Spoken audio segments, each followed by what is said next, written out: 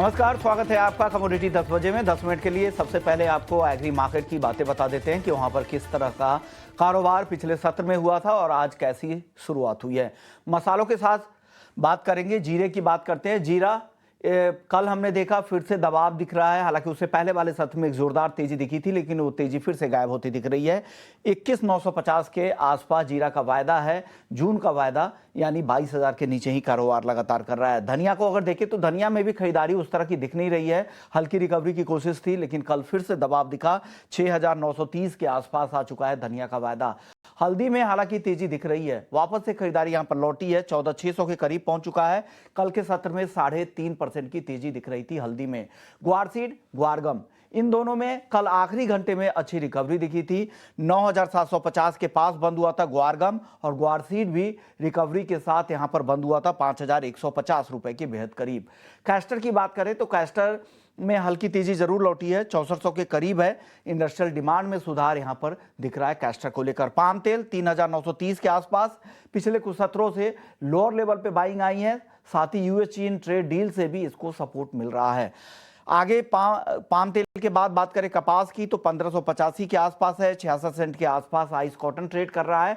Cotton cake की हाजिर demand थोड़ी ठीक है, इस वजह से यहां पर उस तरह की गिरावट नहीं दिख रही है। 2970 के आसपास कॉटन सीड ऑयल केक का वायदा घूम रहा है।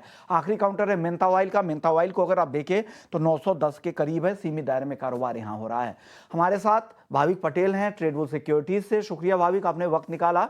सबसे पहले हल्दी में सर बताइए, हल्दी काफी तेज हो गई है, वापस से और तेज होगी क्या? 15,000 के ऊपर भी जा सकता है हल्दी? हाँ।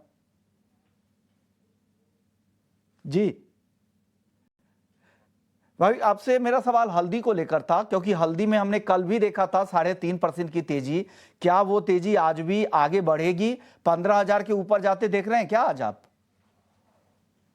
यस, डेफिनेटली 15,000 के ऊपर भी मुझे दिख सारे स्पाइस कॉम्प्लेक्स में। आई थिंक हल्दी जो है वो मुझे बेहतर लग रही है, तो करंट मार्केट प्राइस से ही बाय कर सकते हैं 14,200 के स्टॉप लॉस से, और 15,000 का टारगेट रख सकते हैं जून के कॉन्ट्रैक्ट में। धनिया और जीरे, इन दोनों में बताइए सर। जीरे को अगर आप देखें तो वापस से ही यहाँ पे दबाव दिख रहा है, 22,000 के नीचे हैं। और धनिया जो वैल्यू बाई कहा जा रहा था वो भी लगातार कमजोर हो रहा है, 6,900 के आसपास है। इन दोनों पर क्या राय है, खरीदनी चाहिए क्या? देखिए, जीरे की बात करें तो आई थिंक जीरे में जिस हिसाब से ट्रेड टैरिफ कम हुई है, तो एक्सपेक्टेड है कि चाइना की तरफ से थोड़ी डिमांड आ सकती है जीरे में। तो अभी फिलहाल मुझे लग रहा है कि जीरे में शायद थोड़ी और पॉजिटिविटी देखने को मिल सकती है। बट धनिया की बात करें तो धनिया में काफ़ी ओवरहैंग है। लास्ट टाइम के जो माल भी है वो काफ़ी है, और इस बार जो डिमांड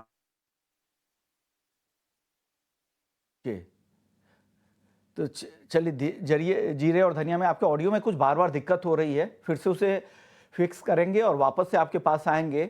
धनिया के बारे में बता दें कि धनिया हमने जब देखा था कि मार्च में 8,000 के ऊपर ट्रेड कर रहा था, वही धनिया का वायदा आज 6,900 के आसपास आ चुका है। तो एक काफ़ी करेक्शन यहाँ पे दिख रहा है। जैसे जैसे अराइवल्स के नंबर बढ़े, फिर यहाँ पे भारत पाकिस्तान के तनाव के बाद से ये गिरावट और भी ज़्यादा गहराती दिख रही है। जीरे की बात करें तो जीरा भी 25,000 के ऊपर पहुंचा था, वहां से 3-4 हजार रुपए तक की यहाँ पे नरमी दिखी, और 22,000 के नीचे अभी भी रिकवरी के बाद भी ये ट्रेड कर रहा है। भाविक बता रहे थे आप धनिया को लेके, धनिया की बात आप कंटिन्यू करें, क्या लग रहा है धनिया में यहाँ से सर?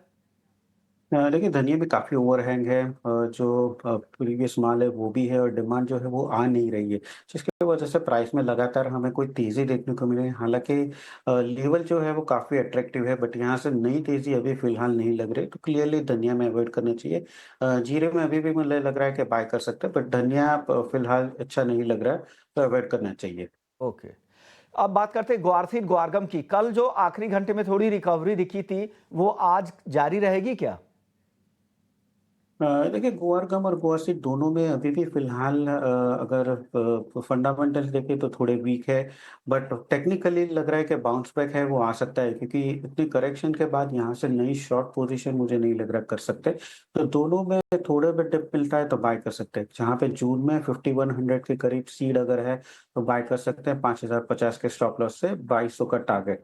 और गम की बात करें तो गम में भी मुझे लग रहा है 9,650 के करीब बाय कर सकते हैं। 9,900 के टारगेट के लिए 9,550 का स्टॉप लॉस रहेगा। बट टारगेट कम है इसलिए क्वांटिटी भी कम रखिएगा क्योंकि ज़्यादा तेज़ी नहीं लग रही है इसमें। जी। अब नॉन एग्री की बात करते हैं, सोने चांदी के साथ शुरुआत करेंगे। सोना चांदी कल के सत्र में अच्छी तेजी थी दोनों ही काउंटर में, आज दोनों दबाव में दिख रहा है। आधे से 1% की गिरावट है, आधा % कमजोर सोना है। चांदी 1% से ज्यादा टूट गई। हालांकि सपोर्टिव फैक्टर तो थे गोल्ड के लिए, क्योंकि सीपीआई के नंबर देखे वो फेड के जो टारगेट है उसके बेहद करीब अब आ चुका है और ब्याज दरें घटने की भी संभावनाएं बढ़ गई है, लेकिन उसके बाद भी कमजोर हो रहा है। क्या हो रहा है सर सोने चांदी में? देखिए सोने चांदी में कल हमने देखा था कि थोड़ी ज़रूर से जो शॉर्ट है वो कवर हुई थी और जैसे आपने बताया कि जो महंगाई के आंकड़े आए हैं वो कम आए हैं तो गोल्ड के लिए थोड़ा बेहतर रह सकता है। बट आई थिंक जी ये जो यूएस और चाइना का जो ट्रेड डील है वो ज़्यादा सोने के लिए पॉजिटिव था कि जहाँ पे सेफ एंड बाइंग आ रही थी। अब अगर देखें तो मुझे लग रहा है जो करेक्टिव जोन है वो शायद वापस से कंटिन्यू हो सकता है।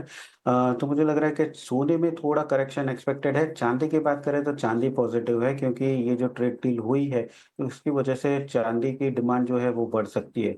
तो सोने में 93,000 का जो पुट ऑप्शन है वो मैं बाय के रिकमेंड करूंगा 1100 के करीब 1450 के टारगेट के लिए। 950 का स्टॉप लॉस रहेगा। बट चांदी में मुझे लग रहा है यहाँ से बाय कर सकते हैं तो 96,000 का जो कॉल ऑप्शन है वो बेहतर रहेगा बाय के लिए अराउंड 2600। 3200 का टारगेट रहेगा और 2400 का स्टॉप लॉस रहेगा।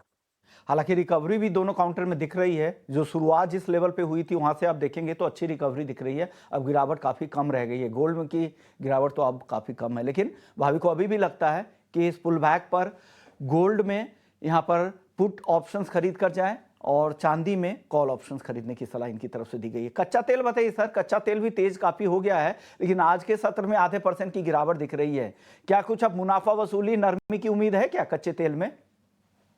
देखिए कच्चे तेल में अभी भी मुझे लग रहा है कि एमसीएक्स में 5450 से 5500 का जो रेजिस्टेंस है वो शायद डेफिनेटली एक बार टच करने जाएगा। अभी भी हमने देखा कि जिस हिसाब से महंगाई के दर कम हुए हैं तो आगे जाके शायद रेट कट हो सकता है जो कच्चे तेल के लिए पॉजिटिव है।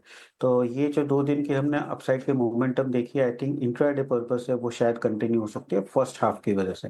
तो उसकी वजह से मुझे लग रहा है कि 5300 का जो कॉल ऑप्शन है वो बेहतर रहेगा बाय के लिए। अराउंड 110 बाय कर सकते हैं 160 के टारगेट के लिए और 85 का स्टॉप लॉस रहेगा। तो आपको लग रहा है 5300 के स्ट्राइक की कॉल खरीदना चाहिए। 110 पे 160 तक का भी टारगेट यहां पर है। 85 का इस प्रीमियम में स्टॉप लॉस भी लगा लीजिएगा। तो क्रूड भी यहां पे तेजी की राय दे रहे हैं भाविक। अब बात करते हैं मेटल्स की। मेटल्स के लिए ज्यादातर फैक्टर्स पॉजिटिव है। एक तो ट्रेड डील वाली बात और चाइना में जिस तरह से लगातार वहां पर कोशिश हो रही है रिवाइवल की, क्या लग रहा है मेटल्स को सपोर्ट मिलेगा? और एल्युमिनियम पे खास तौर से राय बताइएगा। एल्युमिनियम भी काफी तेज है, 40 दिनों की ऊंचाई पर है। आगे क्या होगा, क्या खरीदना चाहिए? 2 फैक्टर्स रहेंगे। आई थिंक 2 एल्यूमीनियम और ज़िंक ये आई थिंक मेरे टॉप पिक रहेगी। जैसे आपने बताया कि एक तो ट्रेड डील पॉजिटिव है, दूसरा अगर देखें तो डॉलर इंडेक्स है वो भी 101 के नीचे आ गया है, जिसकी वजह से हमने आज तेज़ी देखने को मिली है सारे बेस मेटल पैक्स में। तो एल्यूमीनियम जो है वो 242 के करीब बेहतर लग रहा है। यहाँ से 245 के टारगेट के लिए बाय कर सकते हैं। 240 के स्टॉप लॉस है और ज़िंक भी मुझे लग रहा है कि ज़िंक में भी हमें देखने को मिल सकती है तेज़ी आज के दिन। ज़िंक भी 255 के करीब बाय कर सकते हैं 259 के टारगेट के लिए और 253 का स्टॉप लॉस। तो एल्यूमीनियम और ज़िंक दोनों टॉप पिक रहेंगे बाय करने के लिए। एल्यूमिनियम और जिंक दोनों टॉपिक है, कॉल्स आपके स्क्रीन पर है। स्टॉप लॉस का भी ध्यान जरूर रखिएगा।